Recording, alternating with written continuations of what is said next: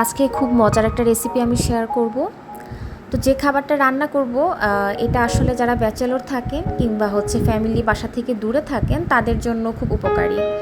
সাধারণত সবসময় এক ধরনের খাবার খেতে খেতে মুখের স্বাদ নষ্ট হয়ে যায়, কিংবা দেখা যায় যে আজকে রান্না করতে ইচ্ছা করছে না, সো রেডিমেড কোনো খাবার পেলে ভালো হতো।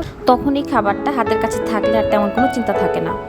তো আমি একটু তেল গরম করে সেখানে বেশ খানিকটা রসুন দিয়ে দিয়েছি। সরিষার তেল ইউজ করছি আমি এখানে। তো তেলটা বেশ গরম হয়ে এলে রসুনটা দিতে হবে। সাধারণত সরিষার তেল একটু ফেনা ফেনা হয়ে যায়, সেটা কোনো ব্যাপার না। তো এখানে আমি শুকনো মরিচ দিয়ে দিচ্ছি। তো একটু নেড়ে চেড়ে দিয়ে দেখতে হবে যেন মরিচটা ভাজা ভাজা হয়েছে কি না। তারপর আমি সেখানে দিয়ে দিচ্ছি 1 চা চামচ রসুন বাটা, 1 চা চামচ আদা বাটা আর 1 চা চামচ পেঁয়াজ বাটা। তো এবার আমি একটু নেড়ে চেড়ে নিলাম। আমি এখানে ফার্মের মুরগির মাংস ছোট ছোট কিউব করে কেটে হলুদ এবং লবণ দিয়ে সেটাকে আমি শুকনো খোলায় টেলে নিয়েছি। মানে মাংসের গায়ে যে পানিটা থাকে সেটাকে শুকিয়ে নিয়েছি। তো এই পানিটা শুকানোর ফলে মাংসটাকে শুকনো শুকনো এবং সেদ্ধ হয়ে গিয়েছে। সেই মাংসটাকে আমি দিয়ে দিয়েছি তেলের মধ্যে।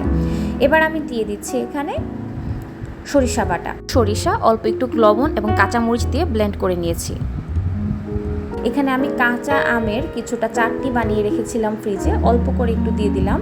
তো এখানে আপনি যে কোনো টক জাতীয় জিনিস, সেটা হতে পারে তেঁতুল বা কাঁচা আম বা যে কোনো কিছু না থাকলে একটু করে লেবুর রস বা ভিনেগার সেখানে ইউজ করা যায়।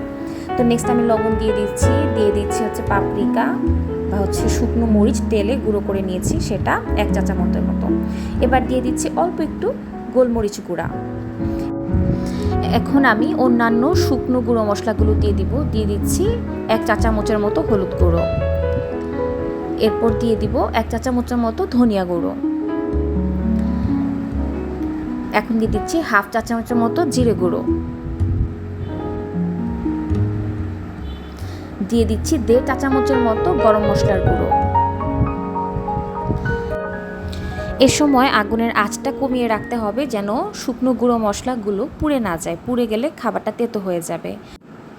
আচারের মশলা দিয়ে দিচ্ছি, যেটা আমি ঘরে বানিয়ে নিয়েছি 2 টেবিল চামচের মতো। এটা আপনারা চাইলে আপনাদের স্বাদ মতো যে কোনো আচারের মশলা বানিয়ে নিতে পারেন। 1 চা চামচ সয়া সস এবং 1 টেবিল চামচ ভিনেগার ভালো করে মিশিয়ে দিয়ে দিচ্ছি। সব কিছু দেওয়া হয়ে গিয়েছে। এখন আমি আগুনটাকে একদম অল্প আঁচে রেখে আমি অনবরত নাড়তে থাকবো, যাতে করে মশলাটা পাতিলের তলায় লেগে না যায় বা পুড়ে না যায়। পুড়ে গেলে কিন্তু খাবারটার টেস্ট নষ্ট হয়ে যাবে। তো আমার রান্নাটা হয়ে গিয়েছে। বেশ কিছুক্ষণ নাড়াচাড়া করে ভাজা ভাজা করার পর আমি জিনিসটাকে নামিয়ে নিয়েছি।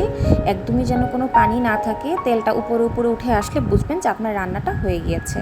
তো আমি এটাকে বাটিতে বেড়ে ঠান্ডা করে নিয়েছি।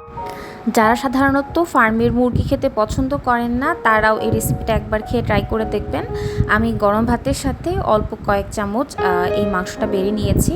এটাকে অনেকেই মাংসের আচার বলে থাকে, যদিও এটা বিশেষ কোনো টক জাতীয় খাবার না, তারপরও খেতে স্বাদটা অনেকটা আচারের মতোই হয়ে থাকে এবং এটা সংরক্ষণ করে যেহেতু খাওয়া যায়, তাই এটাকে আপনি আচারের মতো বলতে পারেন।